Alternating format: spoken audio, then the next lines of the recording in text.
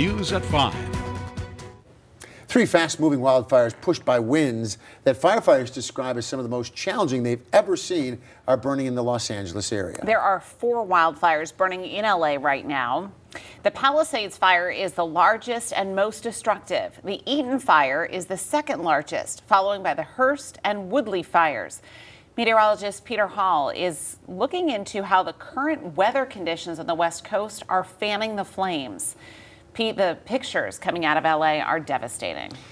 They're apocalyptic looking. I mean, that is just awful scene there in Southern California, and it's not going to end soon. Let's talk about it right now. First off, a wide view of Southern California, so you can see the whole thing here. So from roughly Santa Barbara all the way down to San Diego, there's some critical to extreme fire danger.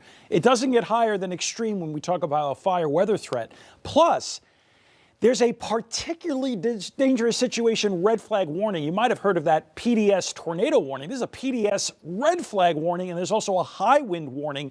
Look at all these cities across the regional Los Angeles, Malibu, Ojai area. It's really awful. So what's going on here?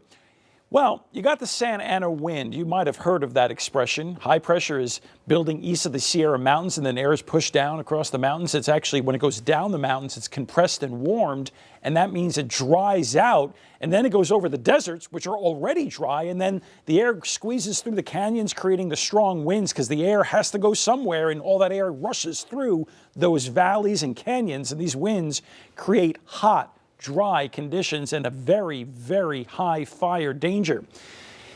This has also been increased by the fact, you might recall that about a year ago, about 6 to 12 months ago, there was some flooding rains in this same area. So what happened is, in those mountainous areas, there was a lot of vegetation, trees, and grass that grew, and then they've had extreme dry weather. So there's more fuel and tinder from all the brush and trees and grass that actually grew because of the flooding. And now we've got the strong winds and dry weather.